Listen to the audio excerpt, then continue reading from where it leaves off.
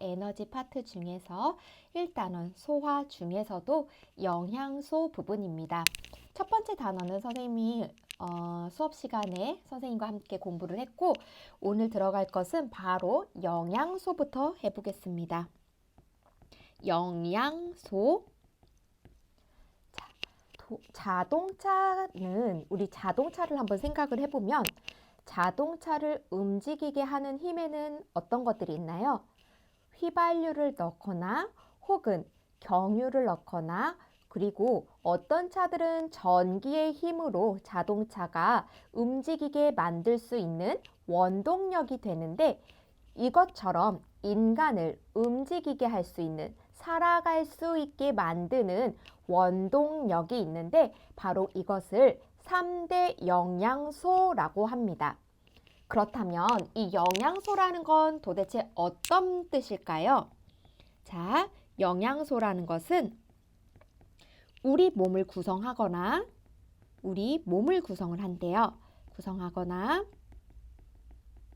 혹은 에너지원, 우리를 움직이게 만드는 이 에너지원으로 사용되는 물질입니다. 인간이 살아가고 호흡하고 생활하는 모든 에너지의 근원이 된다고 해서 이 바로 에너지원으로 사용되는 것을 영양소입니다. 조금 전에 얘기했듯이 자동차를 움직이게 하는 것은, 어떤 차는 주유소에서 휘발유를 주유를 할 때 움직일 수가 있고, 어떤 차는 주유소에서 경유를 넣었을 때 움직일 수가 있고, 또 어떤 차는 전기로 충전을 해야지 움직일 수가 있는데, 우리 인간은 3개의 영양소로 움직일 수 있다고 하는데, 이걸 바로 3대 영양소라고 합니다. 3대 영양소는 즉 인간을 움직이게 하는 에너지의 근원, 에너지원으로 사용되는 영양소를 말하는 겁니다.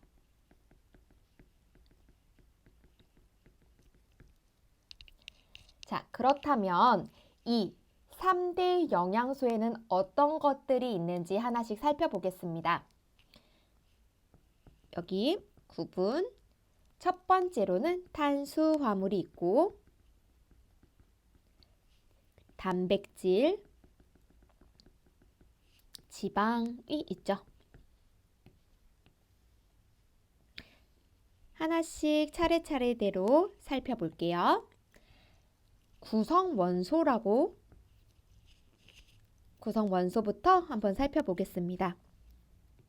이 탄수화물을 이루고 있는 가장 작은 원소의 단위는 3개가 있는데, 탄소, 수소, 산소입니다. 단백질은 탄수화물과 비슷한데 여기에 질소가 더 추가가 됩니다. 마지막으로 지방은 탄수화물과 똑같은 구성 원소로 되는데, 역시 탄소, 수소, 산소입니다. 우리 2학년 1학기 첫 번째 단원에 있던 물질의 구성에서 이거 한번 공부했을 거예요. 어떠한 물질은 이루는 원소가 같더라도 원자의 개수에 따라서 성질이 달라질 수 있다고 했는데, 바로 이 탄수화물과 지방이 이러한 성격을 가지고 있습니다.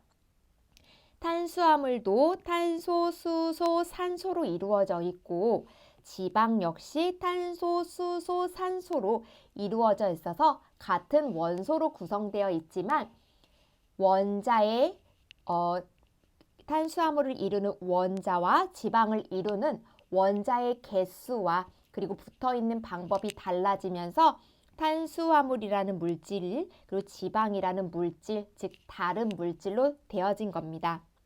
자, 그렇다면 구성 원소에 대해서 알아봤고요. 이번에는 기본 단위를 알아볼게요.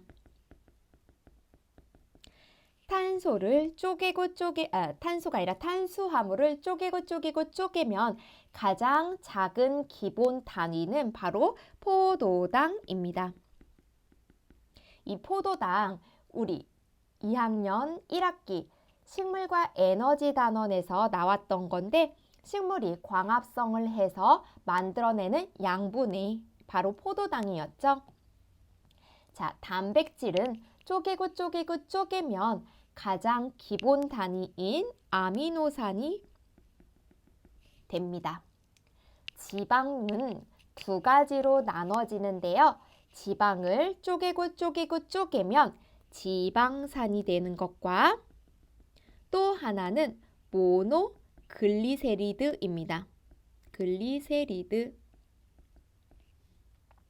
아마 어떤 교과서에서는 글리세롤이라고 나와 있을 건데 글리세롤은 독일어고요. 글리세리드는 아마도 영어인 것 같아요. 여기서 말하는 지방산은 약간 산성의 특징을 가지고 있기 때문에 지방산이고 여기 글리세리드는 모노라는 뜻은 하나라는 뜻이라고 해요.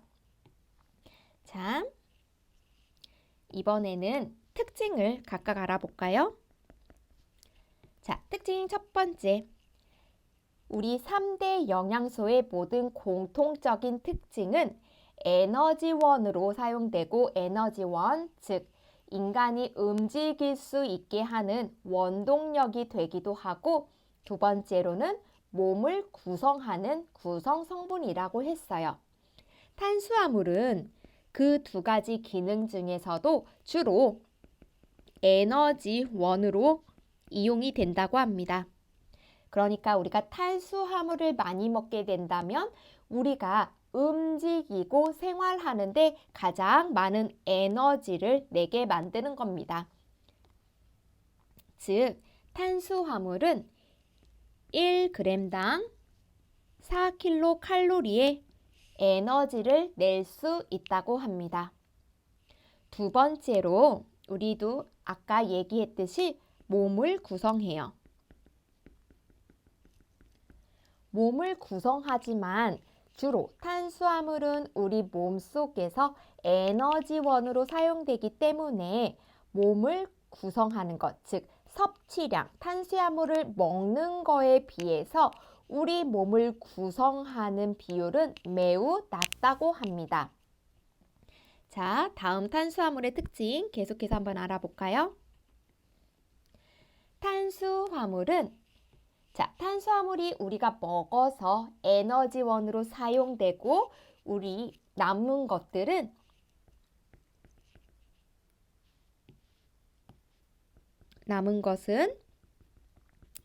지방의 형태로 저장됩니다. 그래서 우리가 밥을 많이 먹으면 살찐다고 하는 말이 바로 이 남은 것들이 우리 몸에 지방으로 저장되기 때문입니다.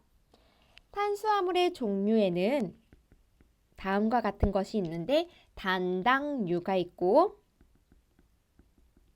이당류, 다당류라는 게 있습니다. 이름처럼 달다라고 해서 당 성분이 있다고 해서 이렇게 이름이 되어 있는데요. 하나의 단이라는 뜻은 하나의 당으로 되어 있다는 뜻이고 이것은 포도당이 바로 이러한 형태로 되어 있습니다. 그리고 하나의 당과 하나의 당이 만나 두 개의 당을 이룰 때를 바로 이당류라고 하고 이당류의 종류에는 엿당과 설탕이 있습니다. 마지막으로 이러한 당들이 모여서 여러 개의 당들이 합해져 있다면 이것은 여러 개, 마늘 다자를 써서 다당류라고 하고 종류에는 녹말이 있습니다.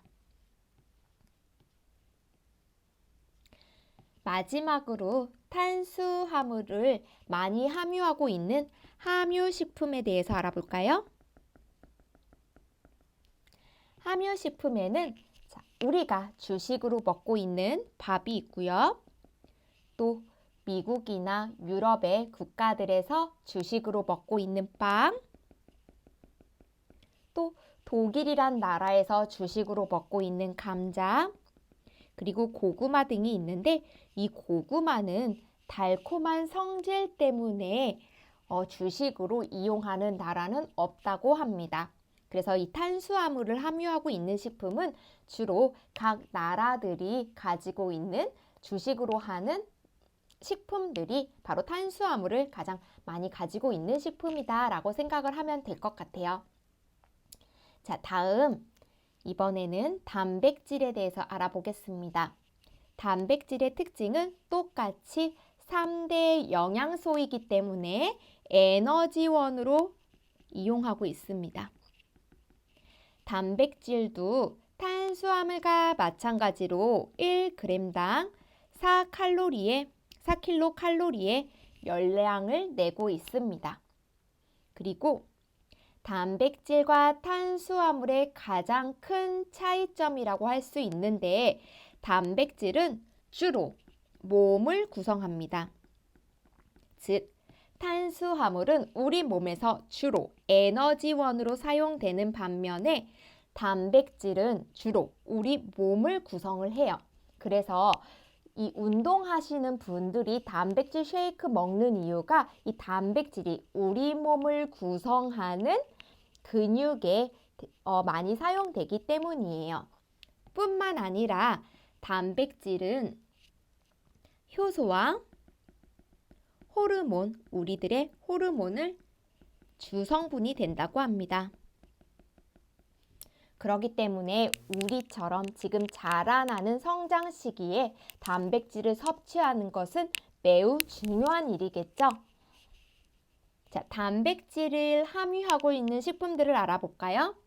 우리가 잘 알고 있는 살코기, 생선, 달걀, 그리고 콩, 이런 식품들이 있다고 합니다. 자, 마지막으로 우리 지방을 알아보겠습니다. 지방도 3대 영양소이기 때문에 에너지원으로 이용됩니다.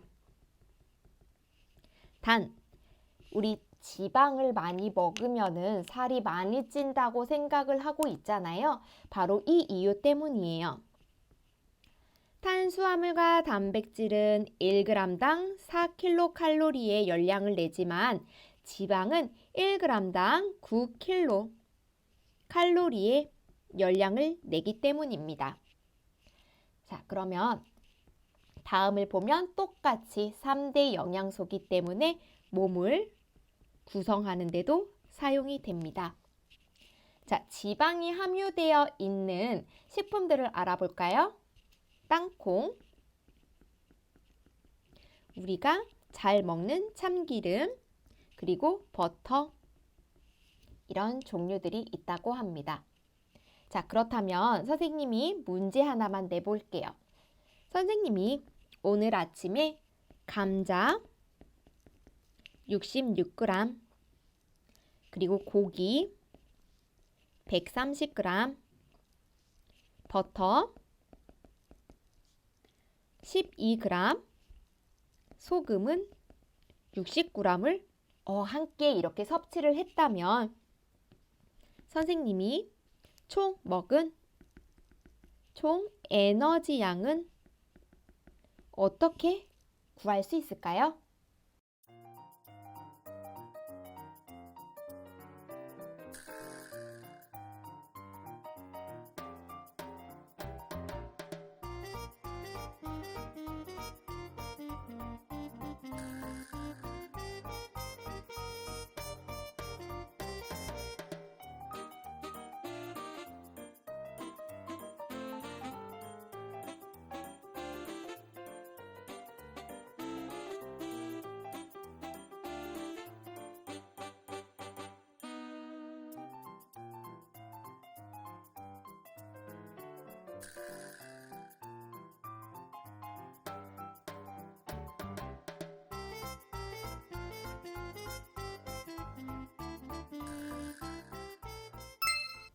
정답은 다음과 같습니다.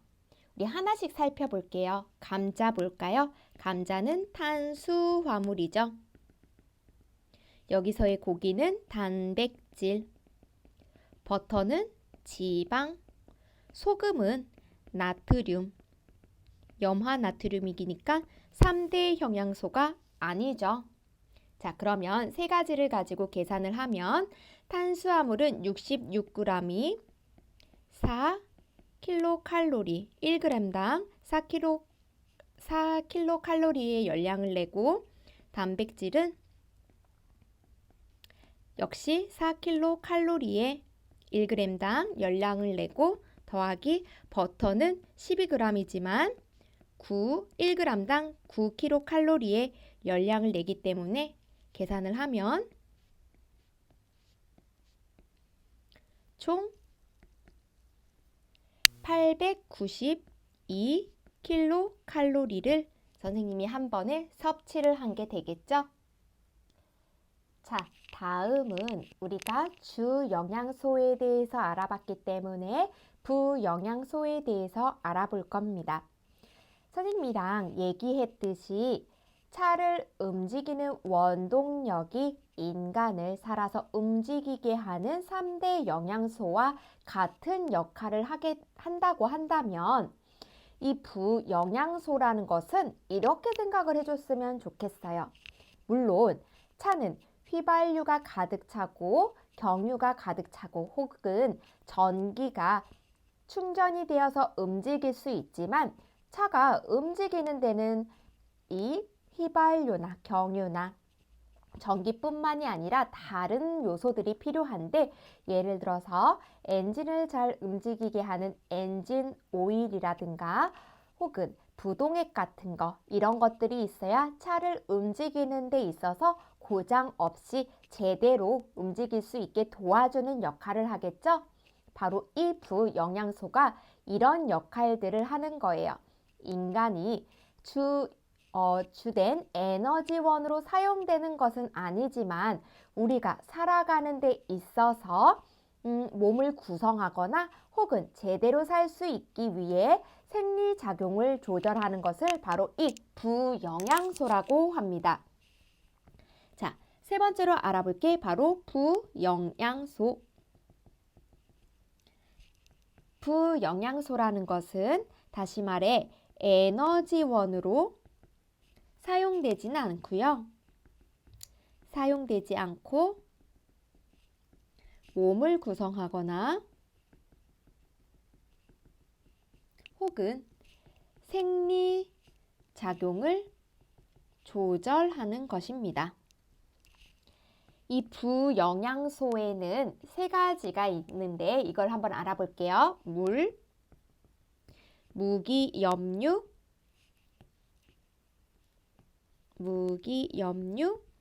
그리고 바이타민입니다. 각각 어떠한 기능을 하고 어떠한 특징이 있는지 한번 알아보겠습니다. 물, 무기염류, 바이타민.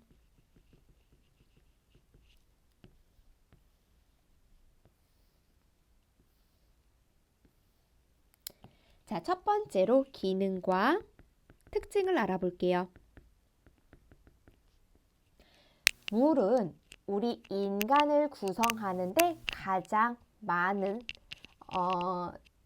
우리 몸을 구성하는 주성분이에요. 가장 많이 차지하는 성분입니다. 그래서 몸을 구성하는 주성분이고요. 특히 우리의 몸은 약 60에서 70%가 이 물로 이루어졌다고 합니다. 물은 우리 몸 안에서 영양소뿐만 아니라 노폐물 함께 운반하는 역할을 하고 있습니다. 그리고 물의 가장 큰 특징이죠. 물은 우리의 몸을 구성하면서 바로 우리의 체온 조절을 담당하는 역할을 합니다. 자, 이번에는 무기염류에 대해서 알아볼게요. 무기염류도 우리 몸을 구성하거나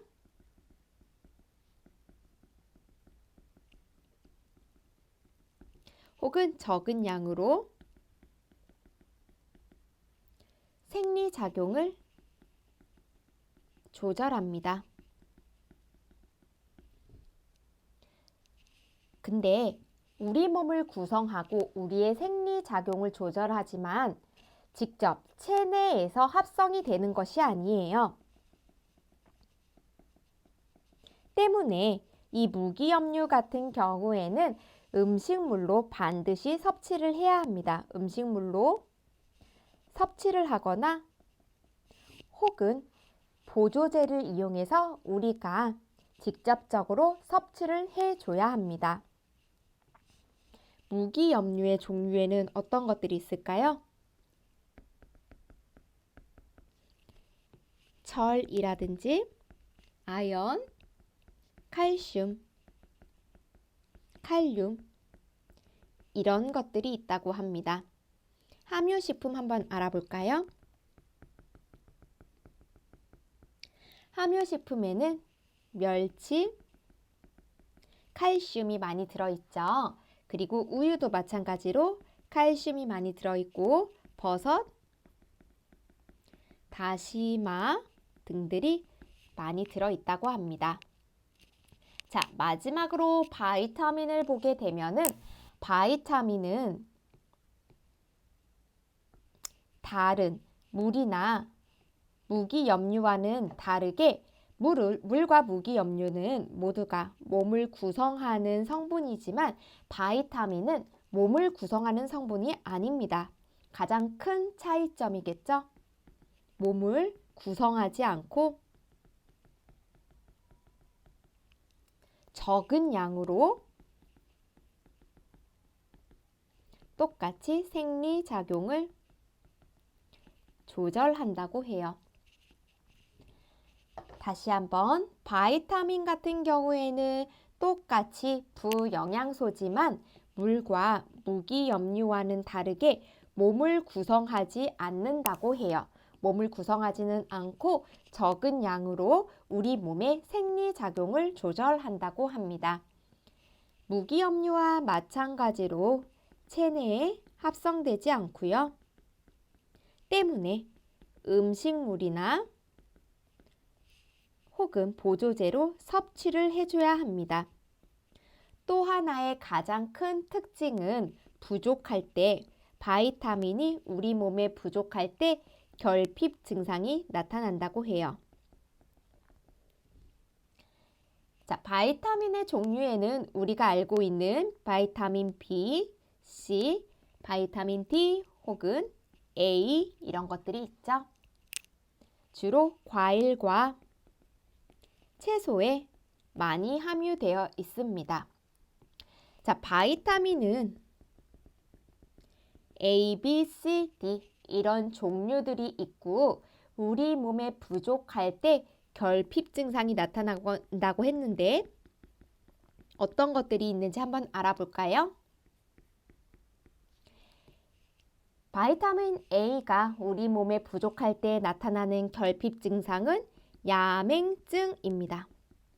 야맹증이라는 건 어떤 거냐면 밤에 눈이 잘 보이지 않는 증상을 이야기를 하는데 이게 왜 위험하냐면 우리가 만약에 차를 끌고 밤에 도로를 달리고 있는데 야맹증 때문에 눈이 잘 보이지 않는다면 운전하기가 매우 어려웠겠죠?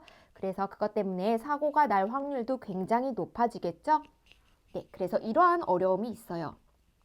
B가 우리 몸에 부족할 때는 각기병이라는 결핍증이 생기는데 이 각기병이라는 것은 우리의 몸이 붓는 것을 이야기를 해요. 그래서 종아리나 이런 것들이 부어서 손으로 꾹 눌렀을 때 다시 원래대로 돌아오지 않고 이렇게 누른 그 자국 그대로 있는 병을 바로 이 각기병이라고 합니다. C는 잇몸에서 피가 나는 괴혈병들이 있고요. 마지막으로 D가 부족할 때는 뼈가 휘어지고 이러는 구루병이라는 결핍 증상이 나타난다고 합니다. 자, 마지막으로 영양소 검출하는 실험에 대해서 알아보겠습니다. 영양소 검출. 자, 첫 번째 우리 알아볼 영양소는 바로 녹말 검출하는 방법입니다. 녹말은 우리 식물과 에너지에서 광합성으로 처음 합성되는 양분의 형태가 포도당이라고 했고, 이 포도당을 녹지 않는 녹말의 형태로 저장을 했다가 밤에 다시 설탕의 형태로 바뀌어 체간을 따라 각 기관에 움직인다고 했는데, 바로 녹말 실험을 했을 때 알아봤던 방법이랑 같습니다. 아이오딘 반응이고요. 첫 번째 방법을 보면, 방법은 녹말에 아이오딘화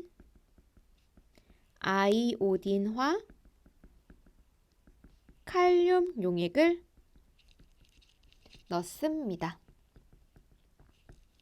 결과로는 반응을 통해서 청남색이 된다고 합니다. 자, 두 번째로 알아볼 것은 바로 단백질 검출입니다. 단백질은 뷰렛 반응을 통해서 알 수가 있는데, 이 뷰렛 반응은 두 가지의 물질이 섞여진 건데요. 5%의 수산화나트륨 그리고 1%의 황산구리가 섞여져 있는 용액을 바로 이 뷰렛 용액이라고 합니다. 그래서 방법은 단백질에 뷰렛 용액을 넣는다.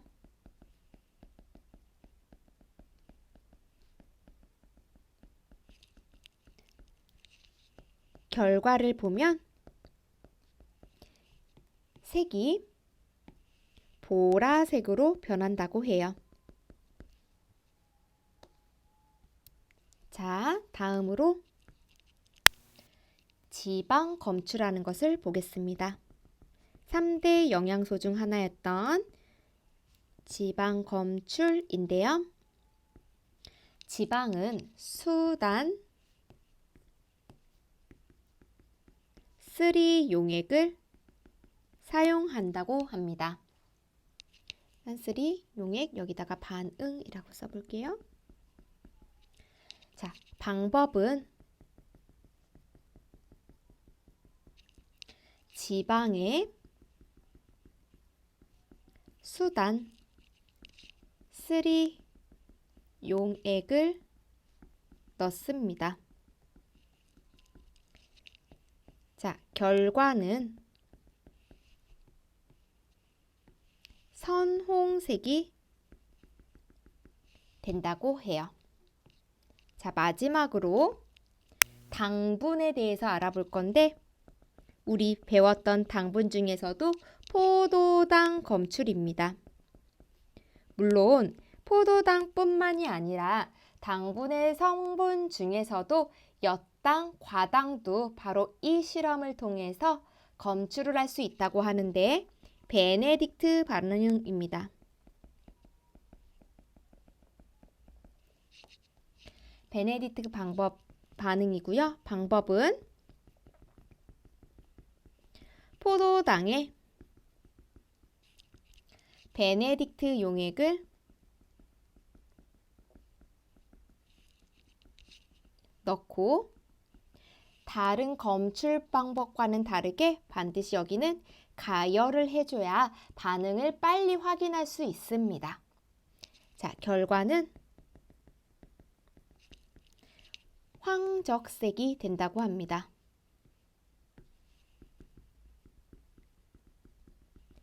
이거 외우는 방법 선생님이 수업 시간에 한번 설명을 해줬는데요. 앞글자 따는 건데 그거는 수업 시간에 다시 한번 선생님이 설명을 해주도록 하고요. 우리는 어떤 앞글자만 썼는지만 한번 체크만 해볼게요. 이렇게, 이렇게, 이렇게 단백질, 뷰, 보라, 맞죠? 그리고 지, 수, 쓰리, 선, 그리고 포, 빼. 이거 외우는 방법은 우리 다음 시간에 다시 한번 선생님이 예시와 함께 알려주도록 하겠습니다. 우리 수업 시간에 교과서 수업 나가고 있는 교과서 어디 풀었냐면은 페이지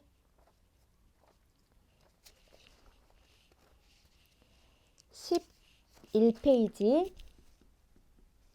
페이지 13페이지에 17번, 17번 아니고 7번 문제까지 풀었는데요.